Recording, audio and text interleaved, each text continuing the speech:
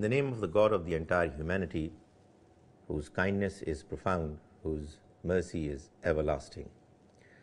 One of the very serious problems which many of the non-Muslims find in the message that the Muslims convey to them about Islam is that Islam, they say, is a religion which is exclusivist. In other words, the Muslims make a very strong claim that it is only the Muslims who are going to succeed in the hereafter, and anybody who is not a Muslim has got no chance whatsoever to be received with mercy on the Day of Judgment. What exactly is the basis of this understanding?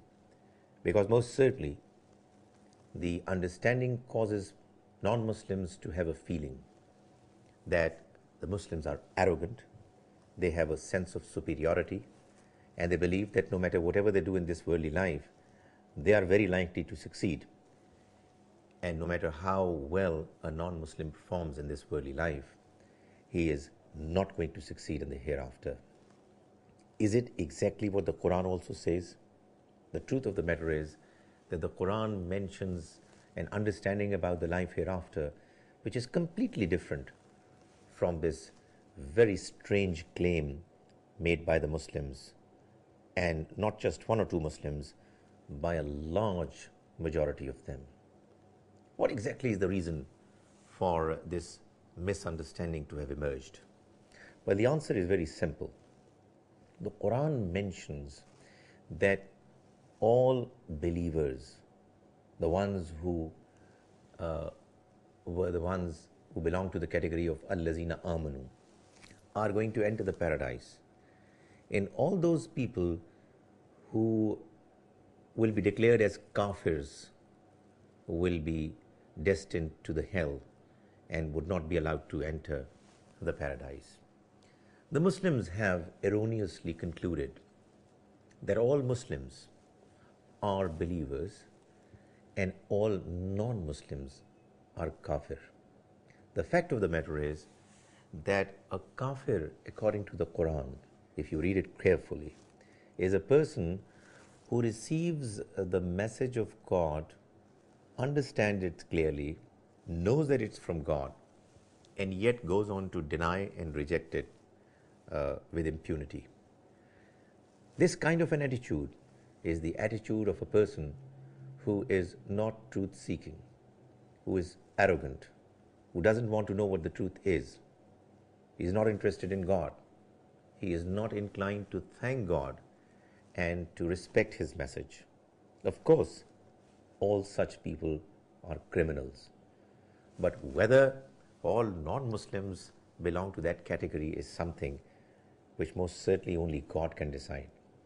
We only know that the people who received the message of God directly from His messengers, most of those who rejected that message were kafir, because the prophets and the messengers of God are the people who deliver the message of God so very clearly, impressively, and convincingly that there is hardly any possibility or chance left that their message would not be understood properly by those who were the immediate addressees and recipients of it. Therefore, the Quran continues to describe them as kafirs and clarifies that the people who belong to the category of kafirs were the ones who knew that the message was from God, and yet they denied it. There are verses after verses in the Quran which clarify this point. For example, in the second surah chapter of the Quran, the Almighty says that the people of the book who were present at the time when the Quran was being revealed, Allazina ataynahumul kitab, the Quran says, Yarifunahu kama yarifuna abnahum. They recognize him, they recognize the Prophet, they recognize the Quran like they recognize their own sons, and yet they deny him.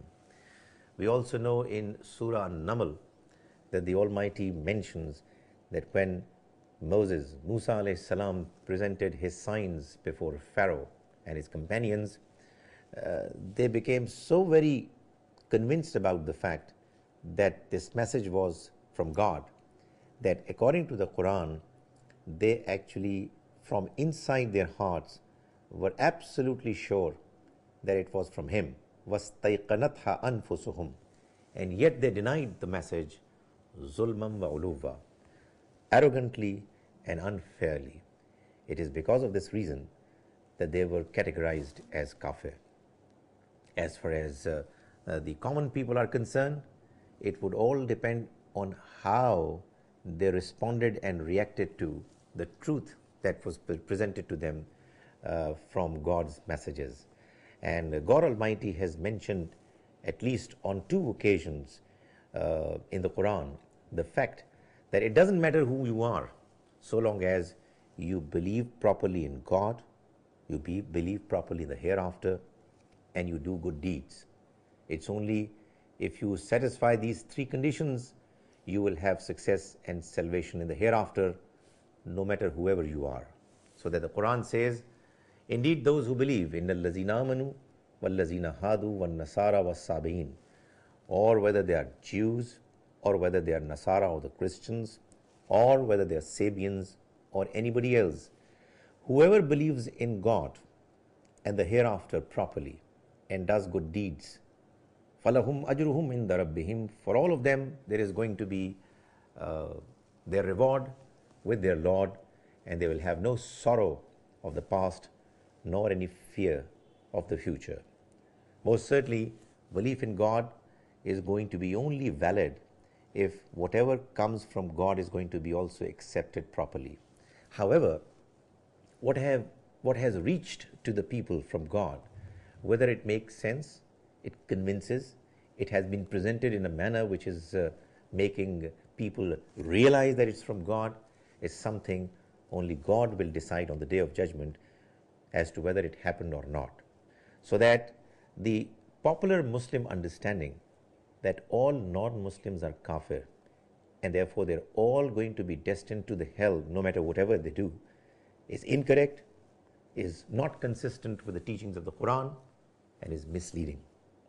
May God Almighty enable us to understand the proper message of the Quran, and may He open the hearts of everyone for it.